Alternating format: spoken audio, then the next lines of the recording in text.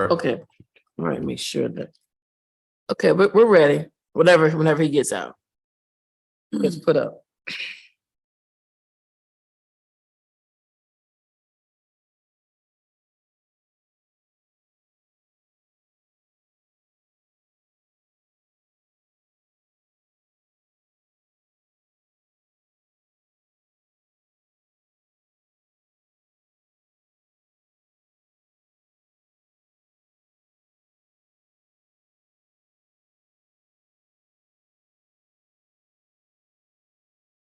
All right, so we got position 1, 23 CP 217329. I'm sorry, how do you pronounce your first name?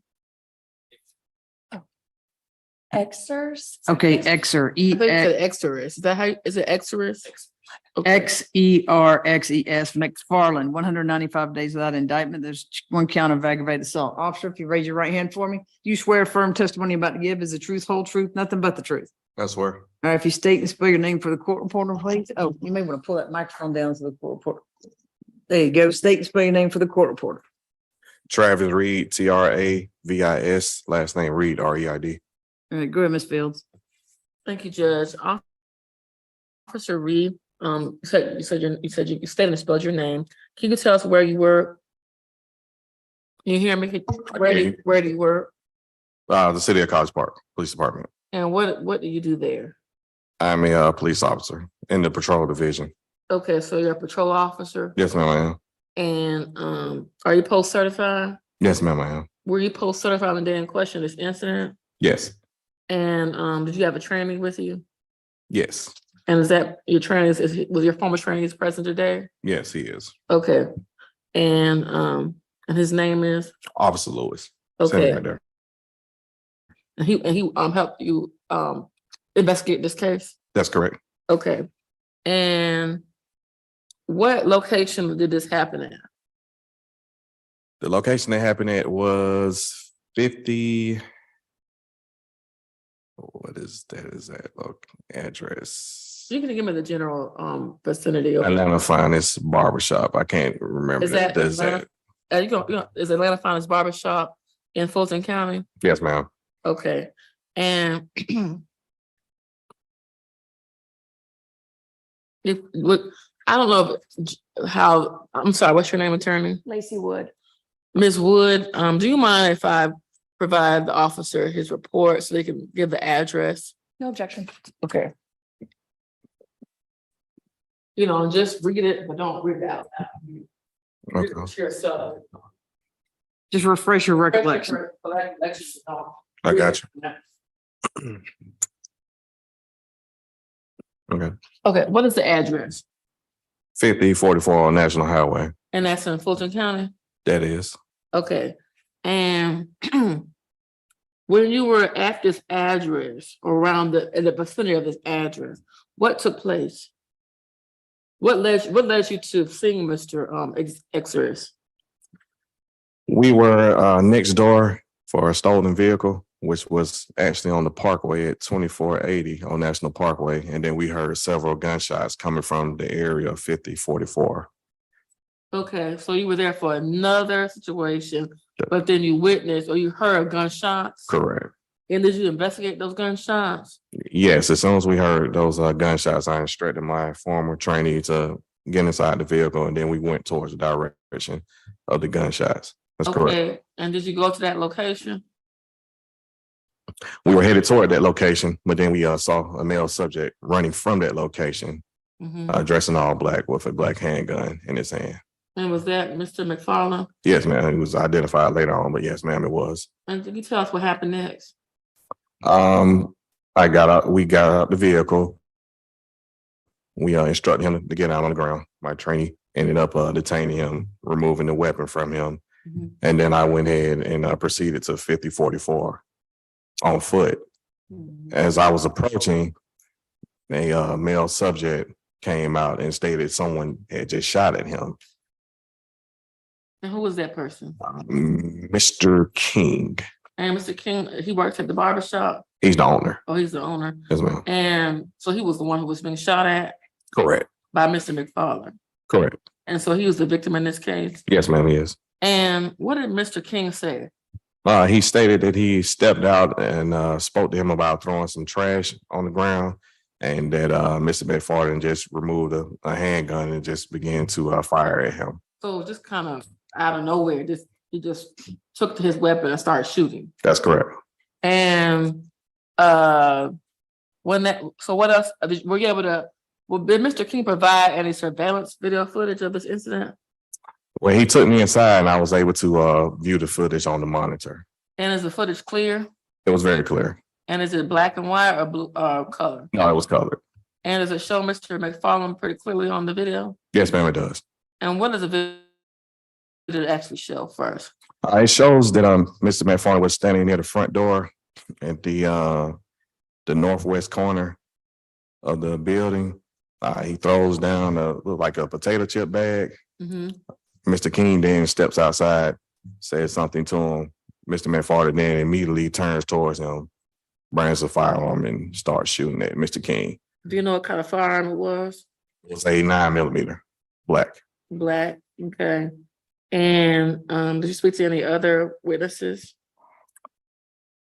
His son was located inside, but he didn't actually see it. He just heard the gunshots, and then he stepped outside later on. But did he ever see Mr. McFarland running or around the complex at all, or did he? Mr. McFarland then proceeded to run down the breezeway, and that's when we end up meeting him like within seconds later. But the son, what's the son's name? Elijah. And Elijah he never witnessed Mr. McFarland. No, he never actually saw it. No, ma'am. Okay, but Mr. King saw him. Yes, Mr. King was able to run and hide behind some vehicles that were in the area. So he was hiding. Yes, as soon as Mr. McFarland produced the firearm, Mr. King immediately turned to the left and ran and hid behind some vehicles. So Mr. King was never shot. But he was shot at. He was shot at, correct. Okay, so the bullets never actually, hit his body. No, they never struck him. No. Okay, and let me see. Did you detain Mr. McFarland? He was already detained. Remember?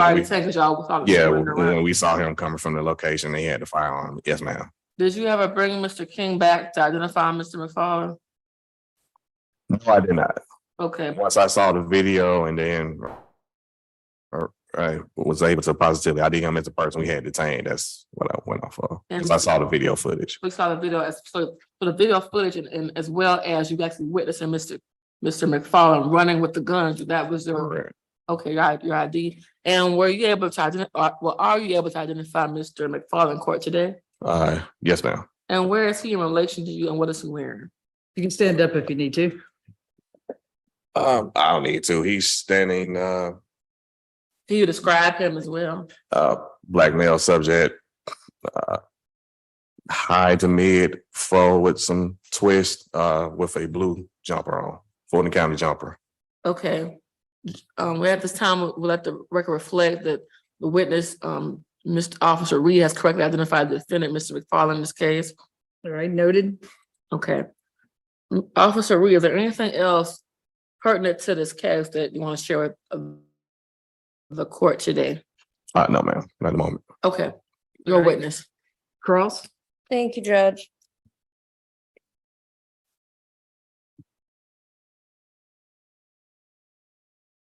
Good afternoon, Officer Reed. How you doing?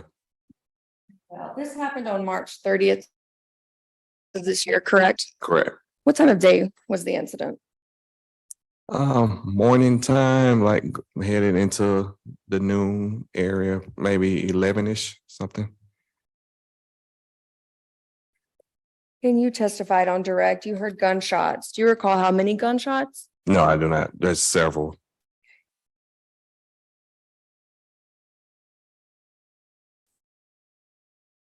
You and your partner were at one location and then you relocated towards the area where the shots came from. About how far was the distance between those two locations?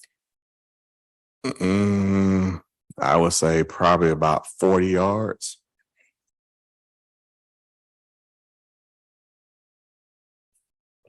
And you testified a gun was recovered, a 9mm. Do you remember what brand?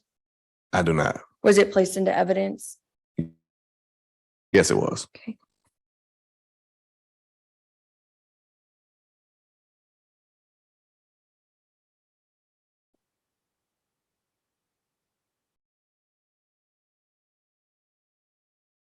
Are there any other witnesses on the scene aside from Mr. King and Mr. Hunter? You mean besides me? Yes. Officer Lewis? Were there other people in the barber shop? There were other people sitting in the chair, yes, ma'am. Did you take statements from anyone else on the scene? No, because they didn't see anything.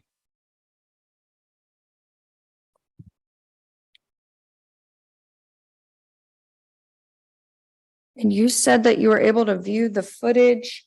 Did you get a copy of that for the file? No, he wasn't able to, something happened with the system. He wasn't able to make a copy at that time.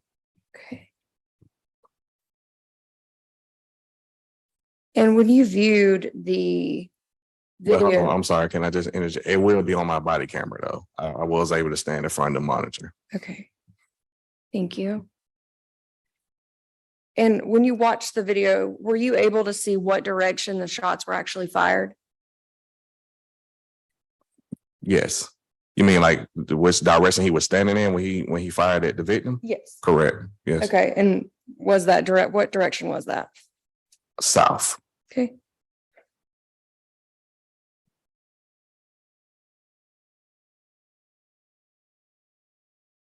I have nothing further. Thank you. Anything else from the state? Yes, just want to clarify, so on cross, and I believe we talked about this a little bit on direct, but I want to make sure we discussed this. There was 2 locations you were at, correct? What was that? I'm sorry. There were, I'm sorry, I was saying, that on cross, this is brought up, but I think we talked about a little bit on direct, but I want to make sure that we talk about the location. So there was 2 locations, is that correct? Was it 2 locations? That where you were at and where the incident took place? Yes, Correct. 2 different locations, but they're directly next door to each other. Like I said, about 40 yards away from each And there's other. both of these locations in Fulton County? That's correct. And you said that this incident happened on March the 30th? That's correct. Okay. That's all I have for this witness, Judge. Anything else? No, Your Honor, thank you. Thank you, officer. Stay safe out there. All right. Thank you. All right, go ahead with the argument. Well, I have Officer Lewis, just briefly, Judge, Okay, come because on he up. was the one who recovered the weapon. All right, come on up, Officer Lewis. Thank you. All right, if you raise your right hand, you swear firm testimony about to give is the truth, whole truth, nothing but the truth. Yes, Your Honor. All right, go ahead and state and spell your name for the court reporter. You can put your Omari, hand down. Omari, last name Lewis, Lewis. Okay. Officer Lewis, you already said and spelled your name. Can you tell us where you work? College Park Police Department. And are you post certified? Yes, I am. I don't, so you were a trainee at the time of March the 30th of this year? I was in the FCO program. Okay, and so were you, I don't know if that, how that was, were you post certified at that time? Yes, ma'am. Okay, and on the 30th of this year, you saw an incident take place with a gun, Yes.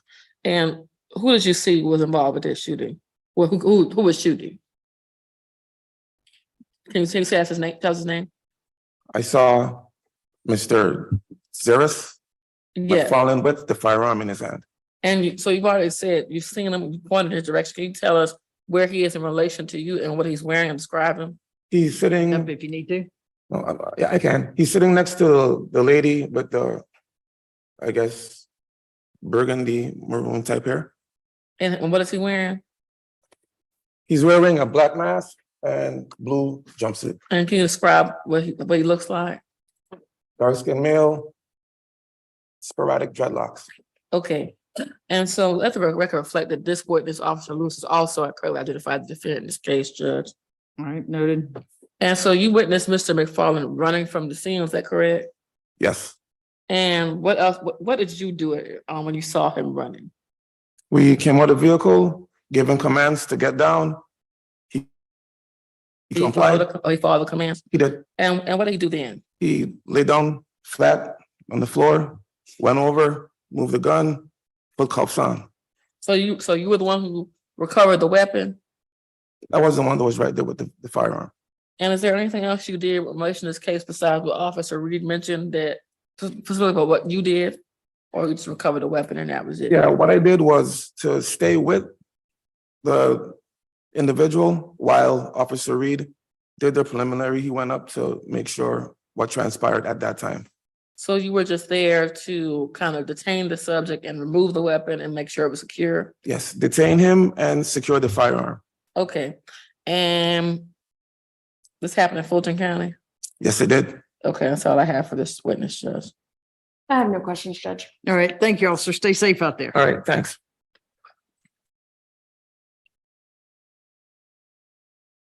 And I'll allow for argument for Ms. Wood to go first if she likes. All right, go ahead.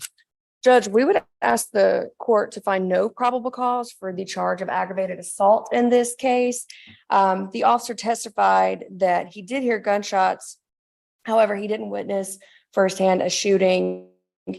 And while he did testify, he reviewed a security camera that showed such a shooting. I believe that would violate the best evidence rule, OCGA 24-10-1002. There's also case law, Glasper versus the state 364, Georgia Appeals 608, where if an officer is basing his probable cause on a video, it has to be produced into court. That was not provided today. He also testified, from my understanding, it did not seem clear that the gunshot was actually directed at the victim in this case. So we would ask that you not find probable cause on the aggravated assault. Judge, I'll just respond briefly to the best evidence rule. I mean, this officer did not solely rely on the video. He relied on the direct testimony of the victim, Mr. King, who identified Mr. McFarland as the shooter. And Officer Reed specified that he heard gunshots coming from the direction of where the incident took place at Atlanta's Finest Barbershop, where the victim is the owner. And he also stated that Officer Reed, stated that him and Officer Lewis witnessed this defendant running from the scene of, as I said, 40 yards away. So it's right next door, Judge. So just running from the scene of the incident where they heard gunshots just previously, and they saw this weapon, and they saw the defendant with said weapon. And they also stated that they reviewed the body camera. They reviewed the footage of the incident that was recorded by Mr. King's surveillance at his shop, but that was not the only evidence that they relied upon. They relied on the fact they heard gunshots, they saw the defendant running from the scene, and they went and talked to the victim, who correctly identified the defendant, and also identified the defendant through with their own eyes and also through the video. So I believe there's more than enough evidence to find probable cause in this hearing. We ask that you find probable cause that you bind over to Superior Court.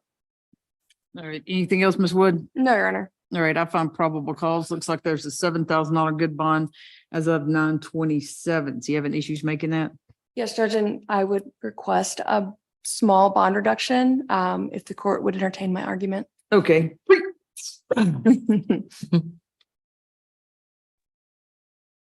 Defendant has 10 cycles. The defendant's last arrest was November the 8th, 2018 in DeKalb County for a probation violation. The defendant does have prior felony convictions and a sentence. This one in 2019 out of DeKalb County for burglary in the second degree. And he received first offender treatment in 2015 out of DeKalb County for robbery. That case was sealed January the 27th, 2020. He does have misdemeanor conviction if you would like to hear those, Your Honor. All right. Go ahead. Is he gonna live in Fulton County?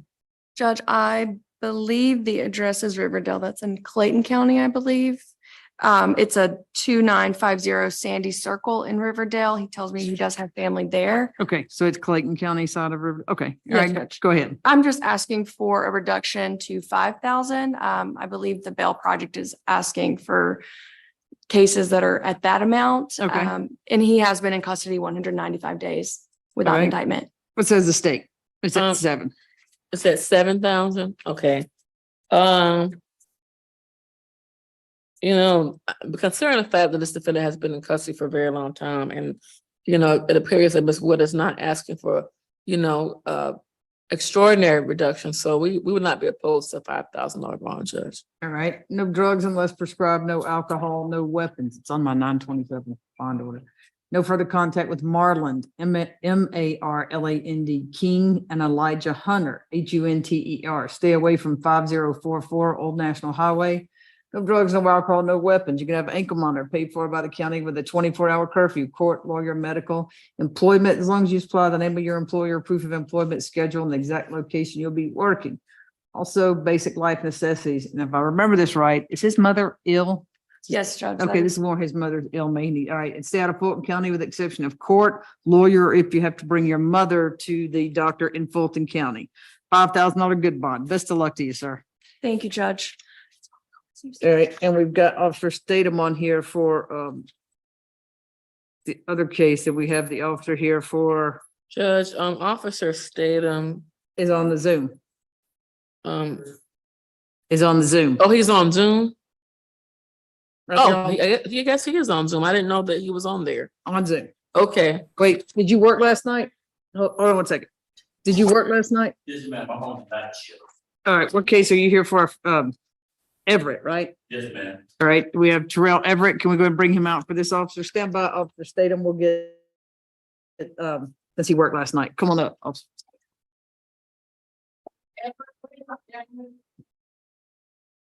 Everett.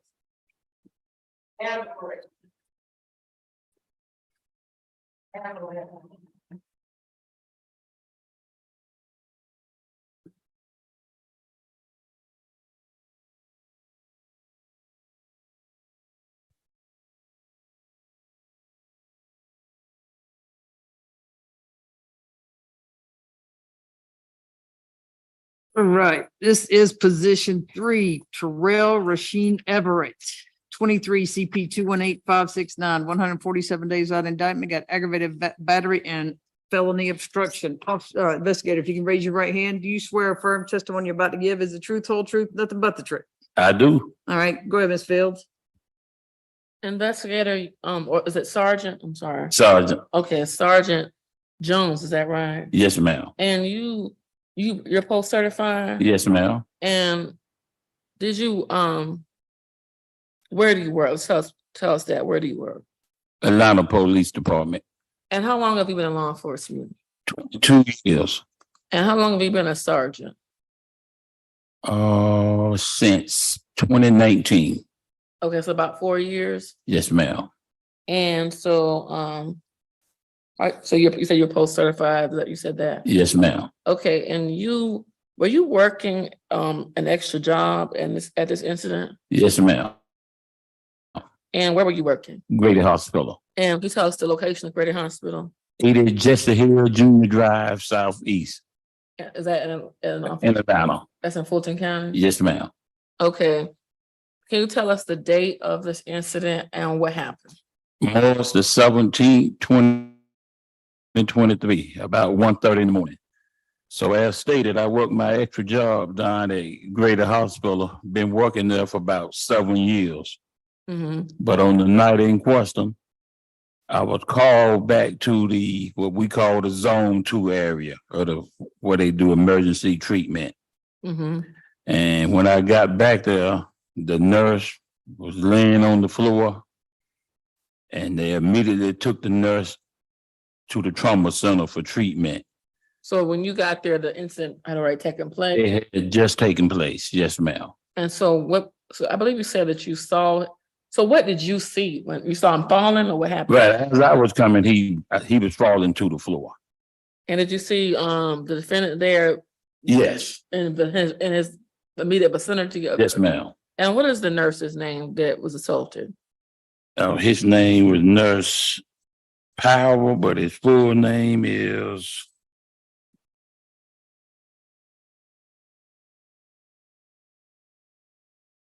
Peter Powell. Okay, and so he's a male nurse. Male nurse, yes, ma'am. And so let me see. Did you say it was March the 17th, or did you say May the 17th. May the 17th? And Yes. it was of this year? Yes. And so you witnessed him, the nurse, Mr. Powell, Mr. Nurse Powell, Right. falling to the ground. Right. Did you investigate? Yes, ma'am. Go ahead. Let me just tell you what happened. Later on, I investigated and I got the statement from nurses back there and then later on from Mr. Powell. But he said the defendant was in that area for treatment. The nurse Powell said this? Right. He said the defendant, Mr. Terrell, was in that area. Edward was in the area for treatment. And he was walking through zone 2, like wandering around. Nurse Powell asked him, did he need any help? And he said, can you show me where the restroom is located? He pointed to the direction and showed him where the restroom was.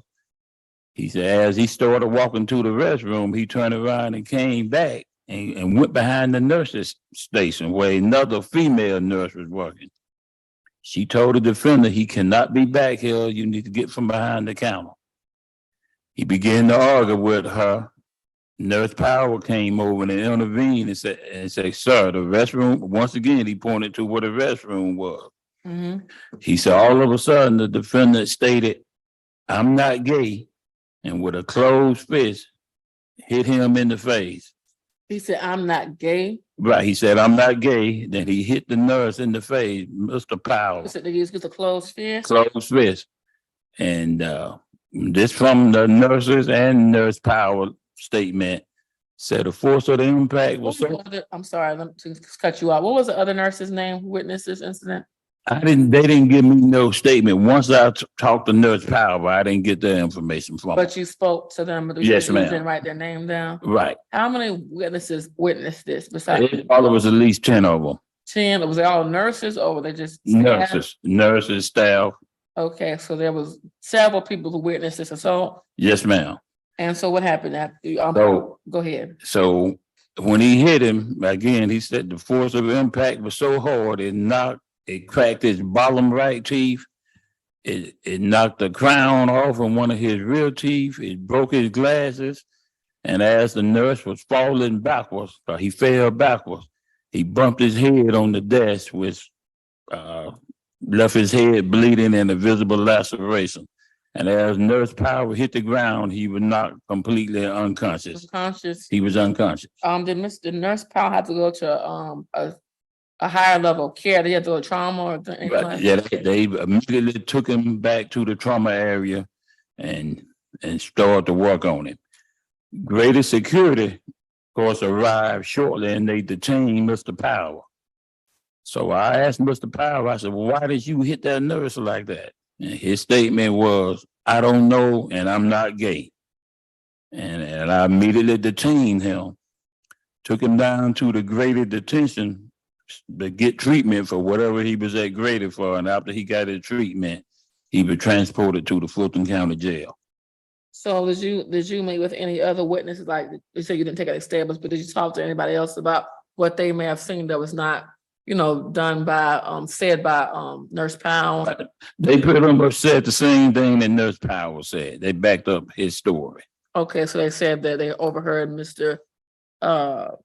Mr. Everett saying that I'm not gay, and then I proceeded to assault Mr. Powell. Yes, ma'am. Do you know why he said that I'm not gay? I mean, was there any type of conversation about his sexuality or anything like that? I don't know. To this day, I don't know why he made that statement. And I asked, although I didn't list it in my report, I asked Nurse Powell that why would he make that statement, and he didn't know either. I don't want to get into too much of this gay statement, but is Mr. Powell gay? I mean, do you think? Objection, Judge, relevance. I'm trying to, well, it was relevant because your clients alleged to have said this statement. So I'm trying to figure out what made him say that. Judge, I don't think he's gay or nothing, but I don't know. You don't know for sure? Yes, ma'am. Okay. So you'd have no idea why? I have no idea. Okay. And, all right. So is there anything else? So you also charged with aggravated battery. Is that for the teeth, the missing teeth? Yes, ma'am. And then also the unconsciousness? No, I charged him with aggravated battery and also charged him with hindering prevented a medical staff or technician from doing their job. So, so what was the aggravated? I thought it was aggravated battery for also the him being unconscious as well. No, I did the aggravated battery because he cracked that teeth in that crown. So that He eventually lost that teeth. oh, he lost it. Yeah, he Okay. He's still out as of today. Did he ever get it fixed, or is he gonna about to get it fixed? He's still going through the medical procedures part of it to get his mouth repaired. Like workman's comp and things like that? Yes, as far as I know, that's what he told me last night. Okay, and so you charged him, Mr. Everett, also with hindering emergency professionals, is that right? Yes, ma'am. And the basis of that is for him just assaulting them while they're on their job? No, well, that's part of it, but I figure if he's a nurse there serving other customers and he's laying on the floor with a knocked out teeth, damaged crown, and unconscious and bleeding from the head, I believe that hindered him from helping and working with other customers he had. So just so the actual assault and the fact that he could not help other customers at the Right. hospital? He prevented him from helping other customers. Okay. And was there anything else that you'd like to say that's pertinent to this case for the judge to know? Other than that, one other thing was I didn't know at the time when he knocked him out, hit him, he broke his glasses too. Nurse Power wear glasses. So it broke his glasses as well. Yes, ma'am. And was this incident captured on surveillance footage? Grady Hospital has the surveillance footage in that area. Did you review the footage? Have you No. had a chance to review it? No, I didn't. And I just got when I got there, I got the footage on my body camera, but I didn't pull the footage from Grady, but they still have it. Okay, so you have the footage of what footage do you have as far as I just got it on my body cam, but the footage. what's on the body cam? Because you said you weren't there to witness this. Yeah, just me talking to him and I think talking to Nurse Pete. And when did you have a chance to talk to Nurse Powell, as you call him, Nurse Pete? Right, well, they call him Nurse Pete, but it's Nurse Power. I work there every Monday and Tuesday, so I'm Because you familiar know with. he was unconscious, so I'm trying to figure out when we were able to talk to him. After they brought him to late on that night, while And so after he was already came back to Right. consciousness, yes, ma'am. okay, and he was able to remember everything pretty clearly at that, Yes. by him being unconscious. Okay, Yes, ma'am. and he was able to identify Mr. Everett as the perpetrator, Yes, as the ma'am. one who assaulted him. Yes. Okay, and the other, what is there about to identify Mr. Everett as well? Yes, the other nurses and was able to identify me. He stayed right there on scene. He didn't try to run off or nothing. And so he never denied the fact that he assaulted Mr. Nurse Powell, is that correct? Right. He never denied it. He just said, I don't know why I did that. He just said, I don't know. I said, why did you hit the nurse like that? He said, I don't know, and I'm not gay. And I said, okay. And went on, put him on the arrest at that point. Okay, and let me ask you another question. So, and the body camera is into evidence, is that right? Yeah. Okay. I mean, on the body camera is not gonna capture him hitting him. The or actual nothing. assault, but you captured the witnesses and what they said. Yes. Okay. And you also captured Nurse Powell's statement. I'm pretty sure I still had it going. And so Nurse Powell is the victim. Were there any other victims? Oh, now. Okay.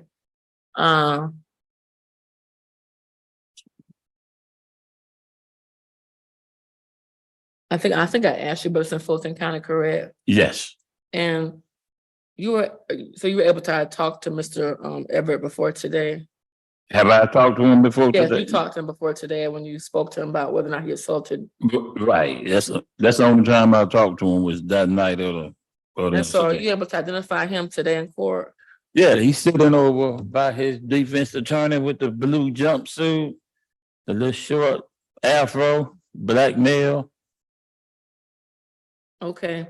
Judge, let the record reflect that this officer, Sergeant Jones, has correctly identified the defendant, Mr. Everett, in this case. All right, it's noted. And that's all I have, your witness. All right, Cross. Thank you, Judge. Good afternoon, Sergeant Jones. Good afternoon, ma'am. How you doing? I'm well, thank you. You said that I think I'm a little confused. Were you working at Grady on an extra job already? at the Yes, time? ma'am. I work there every Monday night and Tuesday night. Okay. And this incident, was it on like a regular floor of Grady? No, it's on the main lobby floor, Mhm. but it's in an area called Zone 2. It's like right across from the trauma center. But that's not the Grady detention. No, the Okay. graded detention is in the basement. And so to your knowledge, Mr. Everett was there just as a patient. Right. He was back there for treatment. Do you know what he was there for treatment for? No, ma'am, I don't know. Okay.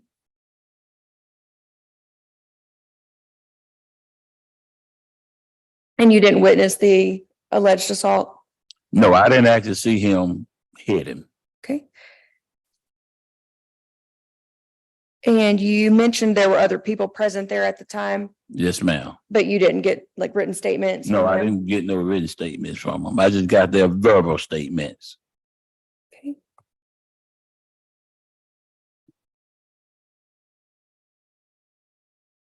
You testified on direct that the nurse was knocked unconscious. Do you know approximately how long he was down on the ground? No, I don't know exactly, but I can just say while he was unconscious, they immediately took him to the trauma center. So he probably was down in less than 5 minutes.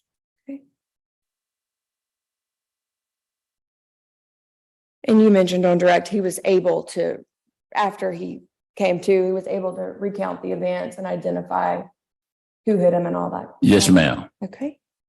You mentioned that he lost some teeth. Do you know how many? On the bottom row, the center teeth, it was cracked that night, but he ended up losing it. And it broke a crown in the back of his mouth off one of his teeth. Okay.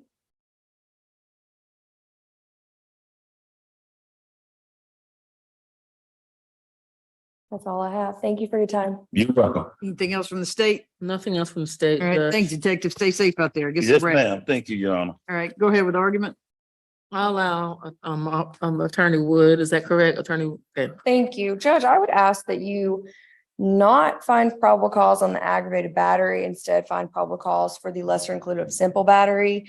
I don't believe a damaged crown and a broken tooth and being on the ground for less than 5 minutes meets the standard of having a body part rendered useless. And he was able to recount his version of what happened after he was up off the ground. So I think our argument is that that would be a simple battery instead of aggravated battery. Go ahead. Judge, I know that the sergeant said that he only charged him with the aggravated battery for the teeth, but I believe it was also for the unconsciousness as well. So that would qualify for the fact that his brain was rendered useless for how many, if it was 5 minutes, 10 minutes, 30 minutes, he was still unconscious. And so also, it wasn't just his teeth was broken, the teeth were removed from his mouth. So at that time, that's also a member within his body that was dislocated from him. That you say he's still missing teeth at this time. So Judge, we suggest that the aggravated battery is substantially based upon those two factors. And if the warrant does not reflect the unconscious, we would suggest that it did, because you heard Sergeant Jones testified to the fact that this officer, this nurse Powell, was rendered unconscious, and so his brain was rendered useless at that moment, and also the teeth were removed from his mouth. So I don't believe that Attorney Wood is contesting the second charge of the felony of hindering. Are you contesting that? Okay, so we hope that we pray that you bond that over as well. All right, I'll find probable cause on both. He has a $15,000 good bond as of 9/15. We can address bond. Judge, before you start that, if it's okay, I'm not going to ask for a bond reduction. He has a matter with me in Judge McBurney's courtroom. I'm trying to take care of everything. Okay, at so once. just leave it alone. Okay, and we don't need to. Thank you. Best of Okay. luck to you, sir. Judge, that is all I have. May I be excused? Yes, ma'am. So we have Officer Statham on here, but what is the status for Jeremiah Hill, the officer in Jeremiah Hill? Ms. Fields? The officer, let me see. I know I probably have reached out to Jeremiah Hill's officer. Let me see. No. Go with the deputy.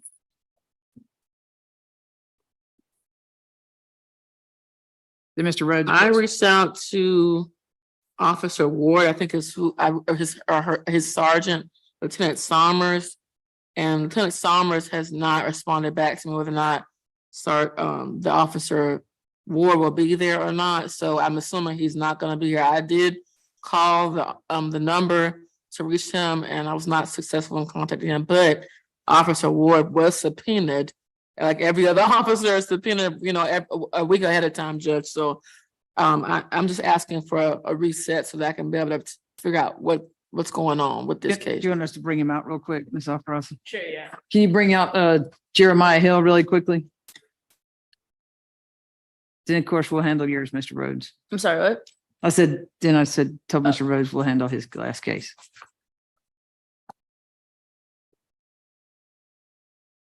Good to see you, Judge Manning. You too. Have a good week.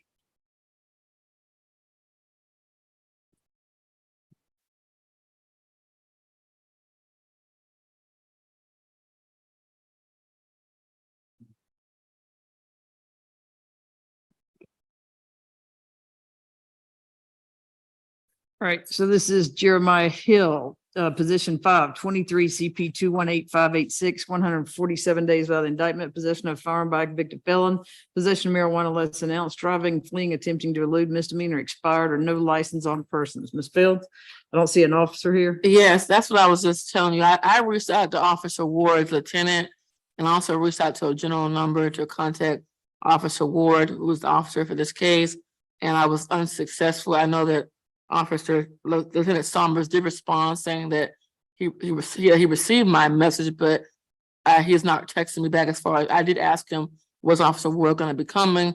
And he has not responded. So I understand it's the first time this case is called the calendar. So we're asking the court to entertain a one-time reset of Officer 2 Ward weeks. with APD. APD, Judge. All right, go ahead, Ms. Alfarasi. Your Honor, we would object and ask for a dismissal for warrant of prosecution in this case. Mr. Hill has been in custody almost 150 days, and the state doesn't even have good contact, it sounds like, with their witness. So we would ask for a dismissal today. This is a nonviolent case in nature, Your Honor, and if the state has other remedies where they could indict this case if they wanted to. So we were asking for a dismissal. Well, we understand. I'll let, I don't know if you want to have her the first word or I'll just last give a word. one-time reset for Okay. the officer to appear. It looks like there's a $5,000 bond. Ms. Watts, what's the next? We probably just need 2 weeks, so because we have a week to, send the subpoena again. So if you could give us 2 weeks, Ms. Watts.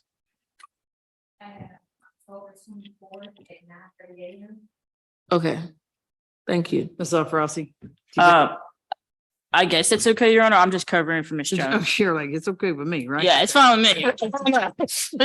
If she's not, she'll find coverage. So. Okay, well, all right. Best of luck to you, sir. We'll see you then.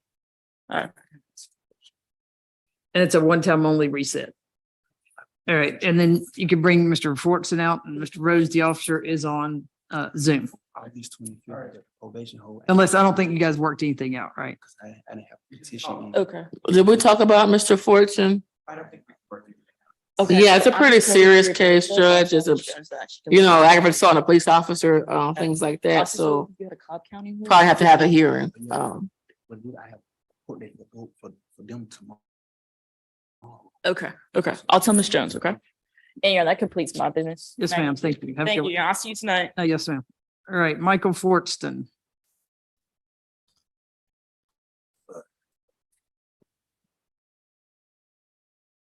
Thank you, Officer Statham. Good afternoon, Judge Manning. Good afternoon.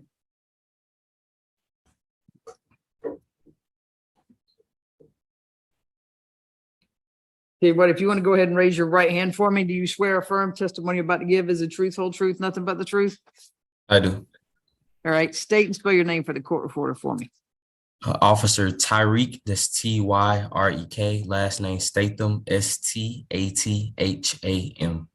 All right, let's stand by 1 second until we get Mr. Fortson up here.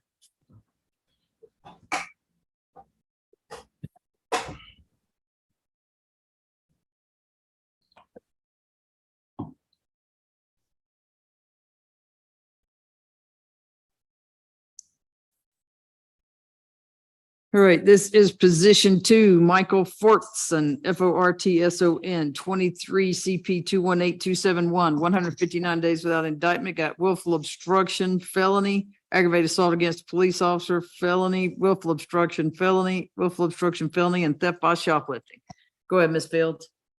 Okay, so officer, what is your correct title? Officer, sergeant? Officer Okay. And how do you pronounce your last name? Can you say it one more time? Statham. Statham, okay. Officer Statham, you already said and spelled your name for the record. Can you tell us where you work? I work for the City of East Point Police Department. And are you post certified? Yes. And were you post certified on the day in question of this incident? Yes. And how long have you been in law enforcement? I've been in law enforcement for approximately 2 years and a half. And is all that time been with East Point Police Department? No, Or where were you at before? I came from Smyrna Police Department. Okay, and how long were you with Smyrna? A year. Okay, so you've been with East Point about a year and a half? Yes. Okay, and so tell us the date of this incident and what happened. The day of the incident was May 3rd, 2023. I was dispatched to 3031 Main Street, East Point, Fulton County, Georgia. So that's Fulton County. You said Fulton County. I'm gonna make sure I put that on the record. Fulton County. Yes, East Point, Fulton County, Georgia, Family Dollar. A reference to a suspicious person. The suspicious person was a black male. While I was on my way to Family Dollar, Sergeant. I'm sorry, I don't mean to interrupt you, but you said it was a black male. Did they make any other identifiers about this male subject? No, not at the time. Okay, continue. While en route to Family Dollar, my Sergeant Trimble, advised he was in foot pursuit with the black male that had been shoplifting at the Family Dollar. When I made it to the Family Dollar, Sergeant Trimble and another officer, Officer Williams, had the subject detained, he was later identified as Michael. I'm sorry, he was later identified as Fortson. While in foot pursuit with Fortson, he was throwing items out of his pants, pockets, things of that nature. When we had him detained, we went back in the route of the foot pursuit and discovered a six-pack of socks and a two-piece clothing set that was taken from the Family Dollar. We made it back to the Family Dollar and did you find the socks on him? No, he threw. No. So you say he threw them out? Yes, he threw items out of his pants when we were in a foot pursuit with him. And so it was you. So you witnessed this, and who else? It was Sergeant Trimble and Officer Williams. So all three of y'all witnessed the defendant, Mr.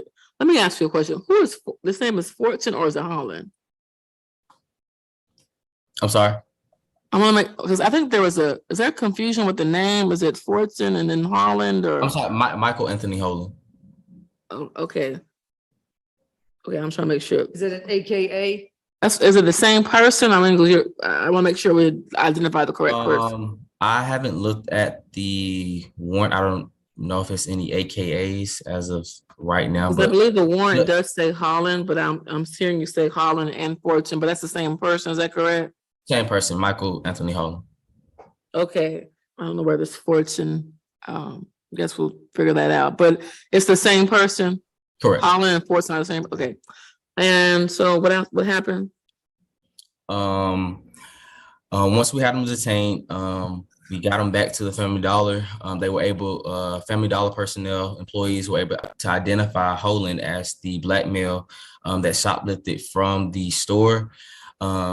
We returned the items that we found on the ground in the foot pursuit, which the employees at Family Dollar identified it. The items returned to them were items that were taken from the store. And did they say how much the items cost? Not at that time, no. Do you know how much they cost? I mean, it's probably not pertinent, but I just want to make sure we, because you didn't charge him a felony shoplifting, but there was a misdemeanor amount. He was charged with felony shoplifting? No, I'm saying you did not charge him a felony, so it was a misdemeanor amount of. So yeah, if he wasn't charged with felony shoplifting, it definitely was under 500. Okay, And so it was a pack of socks, is that right? A pack of socks and a two-piece clothing set. That was Okay. You can continue. He was given a criminal trespass warning.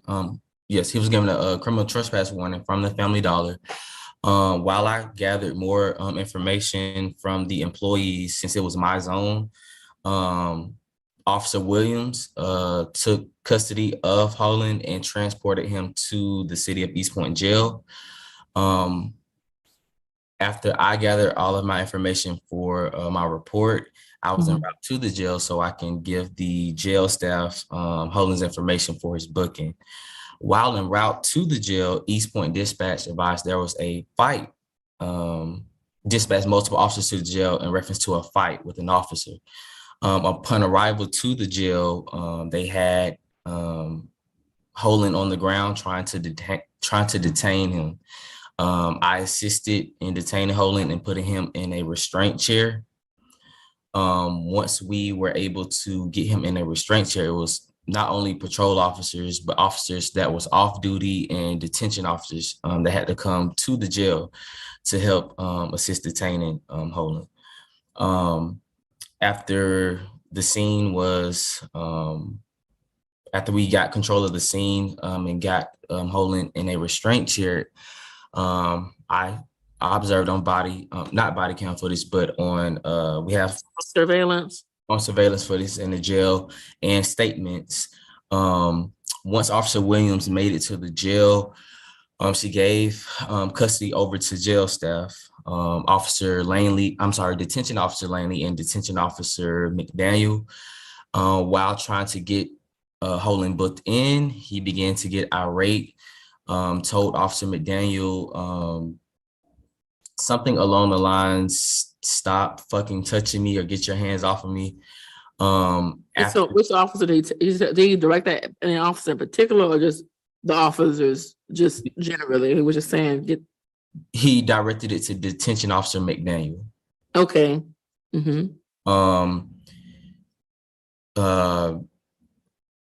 Officer Williams advised, because she was still there while they were trying to usually we stand by while detention officers try to get them to change out, so just in case situations like this happen. So Officer Williams was still standing by with detention officers.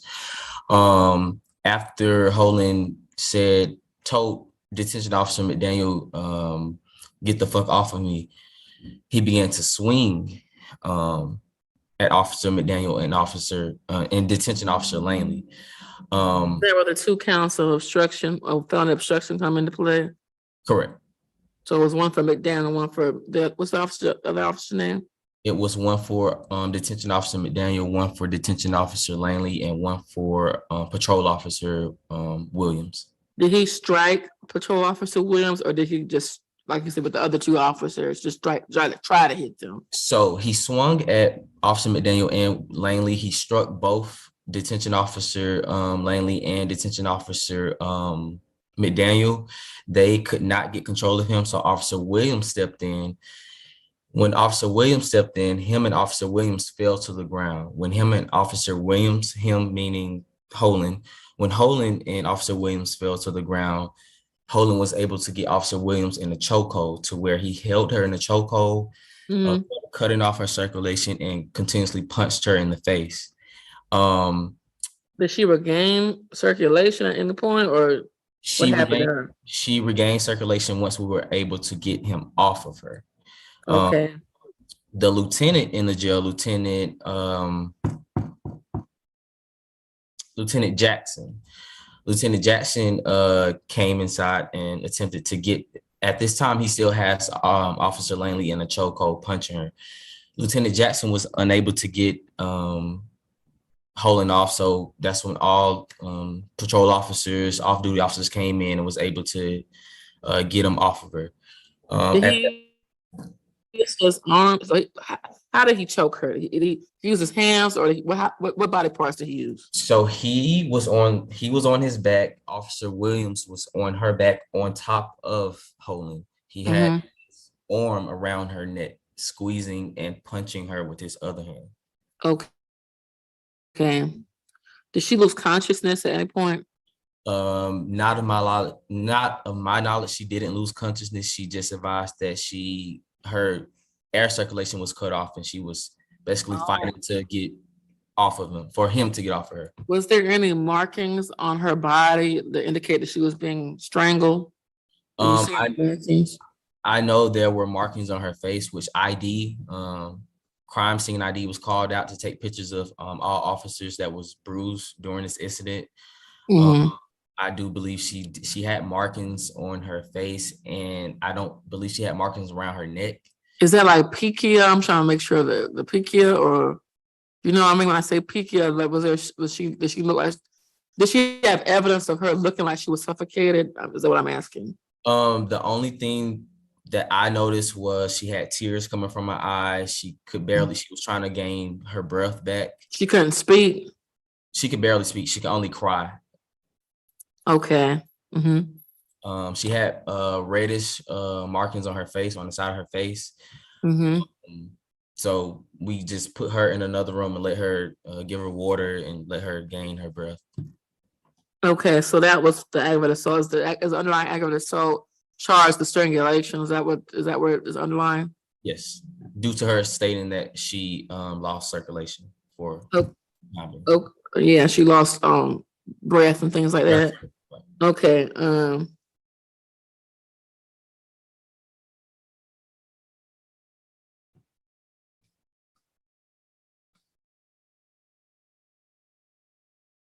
Okay. So I think we covered all the warrants. You charged him with one count, Mr. Fortune or Holland. I don't know where this Fortune Holland name came from. Do you know where that came from? It's Holland. I don't know where Fortune came from. I'm sorry. Okay, and so is that the same person that you witnessed? Can you see him in court? Yes, I do see him in court. And that's the same person you witnessed strangle these individuals and assault them? Yes. And can you identify Mr. Holland and from your, well, not in court, but can you identify him from Zoom? Yes, he is sitting at the defense table next to his defense attorney, and I can only see the top half. But what do you see? A blue shirt, low cut. And what race is he? A black male. Okay.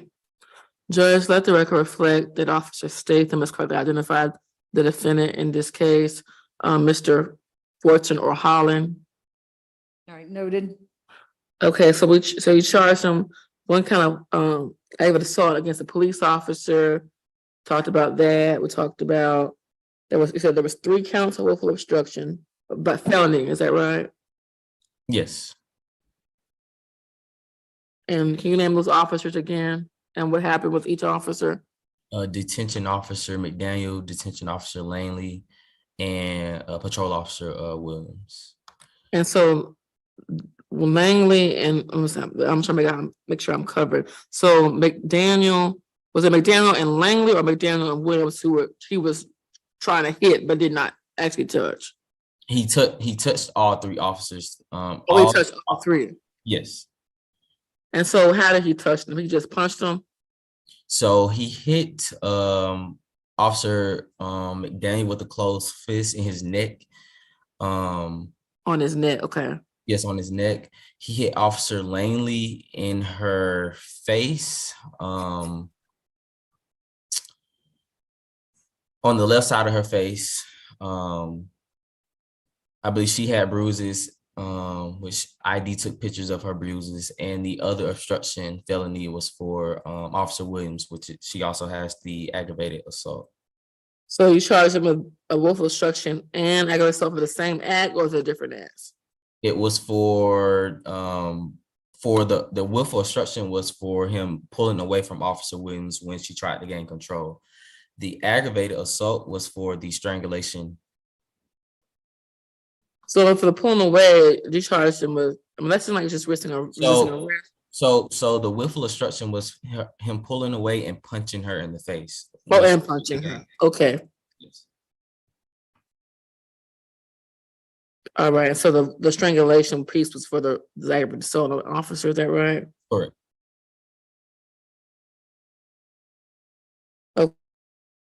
Okay. And so it also is captured on surveillance video in the jail, is that correct? That's correct. And is it black and white, color? It is color. And does it have audio? No audio.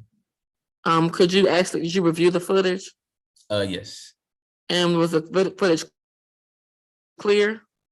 Yes, it was clear. And could you see Mr. Holland, aka Fortune, doing these things, making these assaults upon these officers? Yes. So you can see the whole interaction from start to finish what happened? Start to finish, you can see the entire interaction. Okay. Did you talk to Mr. Holland at all and find out what made him do this? I was never able to speak with him. The situation happened so fast. We detained him, put him in a restraint chair, and put him inside of a cell. So you never came back and talked to him later after he had calmed down? No, I never talked to him. I believe detectives talked to him. And what do you know what they said? I don't know the conversations they had with him, but I do believe detectives spoke with him. That's how I was able to see the video footage. Okay, but do you know if Mr. Holland made any admissions of any time? Let's say he did it, or we saw it on video, but did he say whether he did it or not? No, I'm unaware if he admitted to what was seen on video footage. Did you talk to the officer after everything quieted down? Yes, I talked to all officers, which has every officer that has a warrant out against Holland. I spoke with each officer. Yes. And did they say anything that's pertinent, in addition to what we just talked about, that may be, key to this case, or was pretty much what you saw is what they said?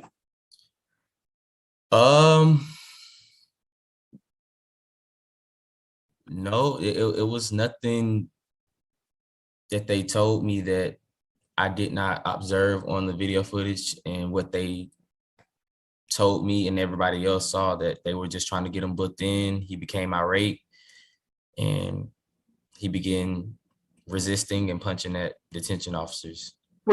So I'm trying to make sure I understand. I think I'm getting all confused. Were you in the jail when this took place, these assaults, I should say? I was en route to the jail. I made it to the jail as soon as Officer Williams broke free and we began to detain Holland. Okay, so you were not there for what happened previously, which was all these assaults that took place? No, for the initial assaults, I was not at the jail. For the initial assault, I was not there. But you were there for the shoplifting investigation that preceded him to go into jail? Correct. And so, you saw, so basically what your evidence for the various assaults took place is the video footage and then talking to the officers? Yes, the victims, the officers' statements, and video footage is my evidence. Okay. That's all I have for right now. Your witness. Mr. Rhodes? Thank you. Hello, Officer Statham. Can you hear me? Yes, I can. Great. So you were not the first responder at the Family Dollar, right? I was not the first responder officer, no. Okay. Mr. Holland was already detained. Yes, he was. He was detained once I made it there. You mentioned that there was a foot pursuit. Was he found still at the Family Dollar or elsewhere? So when I arrived, while en route to the Family Dollar, Sergeant Trimble went over the radio to say that he was in foot pursuit with a black male, later identified as Michael Holland. Once I made it to the Family Dollar, they already had him detained. Okay. How long, I should ask, how long was that foot pursuit? I would say the foot pursuit was probably less than a minute. Okay.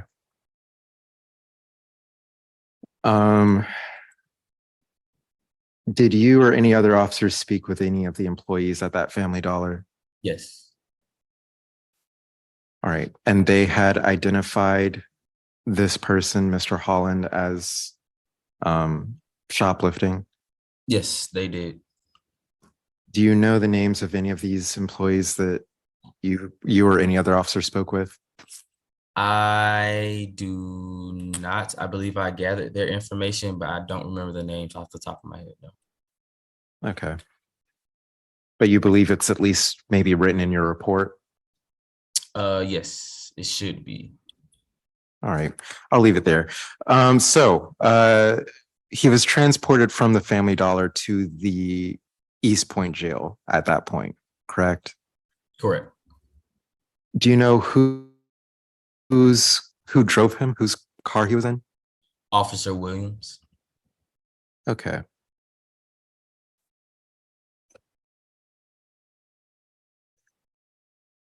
Did Officer Williams have any issues with Mr. Holland during the transport inside the vehicle? She advised she had no problems with them. She made it to the jail without any incident. She handed him over to jail cell without incident.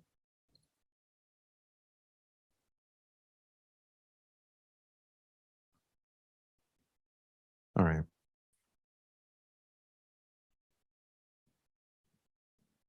And it was only Officer Williams that was inside that patrol car? That's correct. Okay. Had he made it through the door of the jail before this incident broke out? Yes, he had made it through the door of the jail and the metal detector. Okay.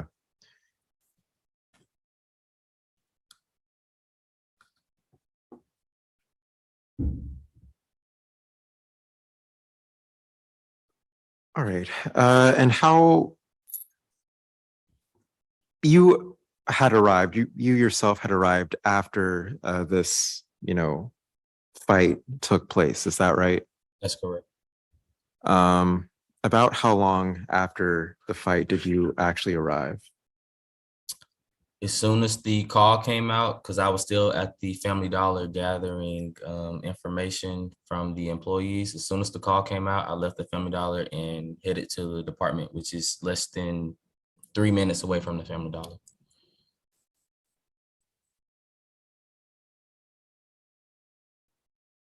And again, Mr. Holland had already been detained by the time you arrived? That's correct.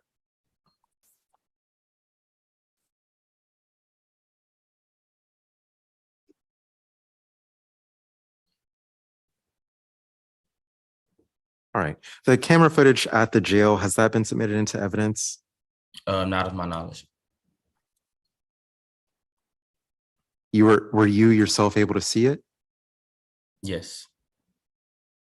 When you saw it, did you have your body cam on during that investigation? No, I did not.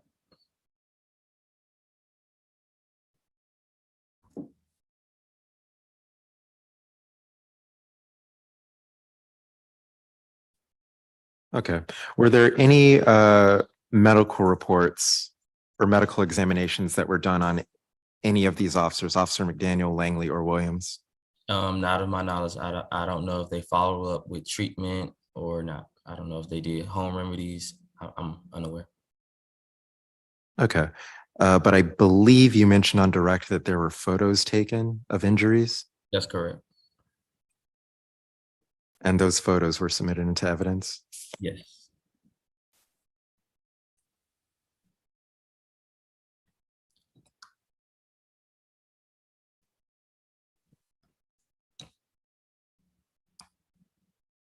All right.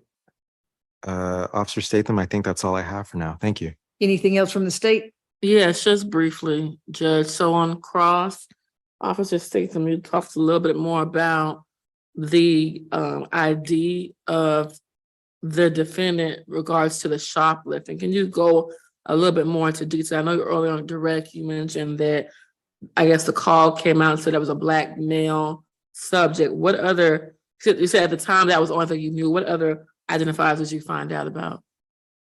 No further identifiers other than when I arrived on scene, he was detained. And usually, if we detain someone that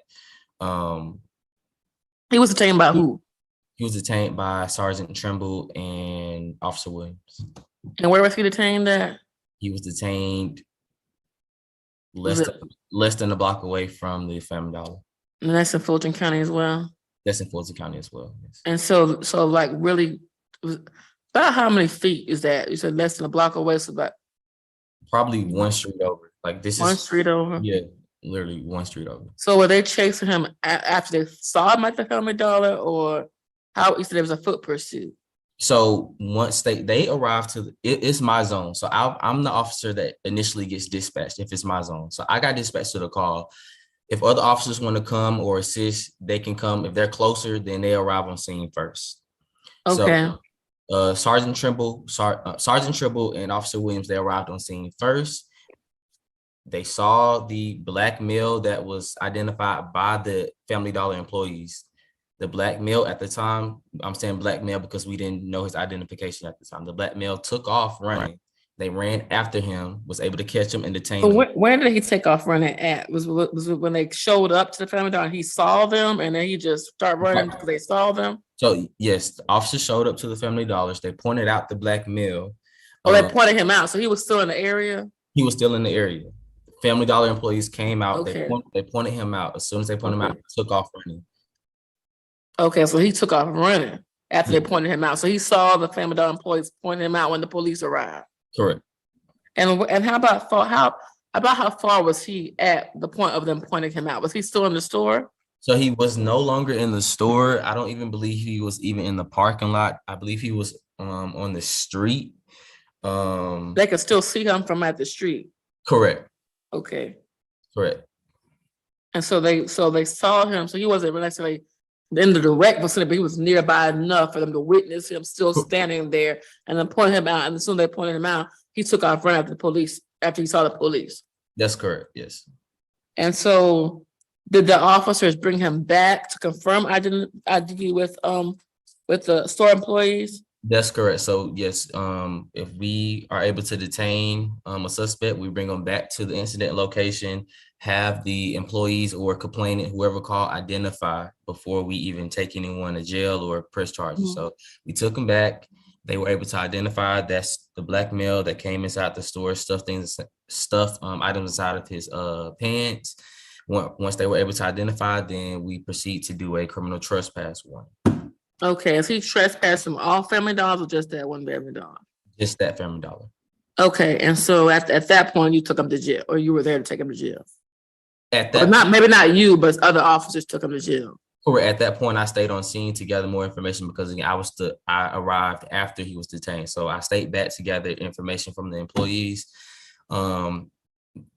My practice as an officer, I don't like if someone's detained or in custody, I don't like for them to stay on scene. So I get another officer to transport to the jail and I will meet them at the jail once I get my information. So that's why he was transported by Officer Williams. Okay, I think we cleared that up. So that's all I have for redirect. Any other questions, Mr. Rhodes? No recross, no. All right. Thank you, officer. Stay safe out there. Thank you. All right, go ahead with the argument. I'll allow Mr. Rose to go first, Judge, and I'll close. All right, go ahead, Mr. Rhodes. Sure, Judge. I would ask for the court to find no probable cause on the 3 obstruction charges and the aggravated assault charge, just due to at least my recollection of testimony, there not being the state not verifying for sure that those incidents occurred in Fulton County.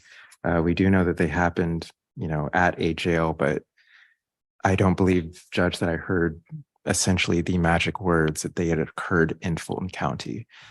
So I would ask for this court to dismiss those charges for lack of verification of whether this is the proper venue. Beyond that, Judge, I submit. Judge, I believe I asked whether it was in Fulton County, but we can confirm that. But I do recall the officer even saying it's Fulton County Jail or what took place. So again, if I didn't ask, straight up is in Fulton County, he did mention of the Fulton County Jail. No, it was the East Point Jail, actually. Okay, well, I believe I asked what location the incidents took place, but we can confirm that. It was on my notes. It was covered. Okay. Anything else? Not for me, Judge. Anything? So I believe he doesn't have any argument based upon the merits of do you have arguments on the merits, Mr. Rose? No. Okay, so based upon no argument on the merits, we just ask that you bind over on all the charges based upon the testimony that Officer Statham brought out, Judge. He went into a lot of detail about what took place as far as, you know, what led up to the incident, the initial arrest and call, which is for shoplifting. We talked about that, you know, what the amount was less than $500, and the fact that it was socks and a clothing set.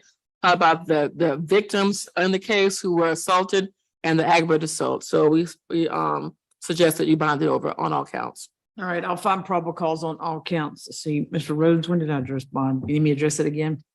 No, Judge, there's information I need to verify anyway, and I think bond was discussed at least, I believe, in September. Okay, you put it back on, we'll address it then. Sure. All right, thank you. Best of luck to you, sir. Thank you, Ms. Jones. Ms. Jackson, that's it. See you.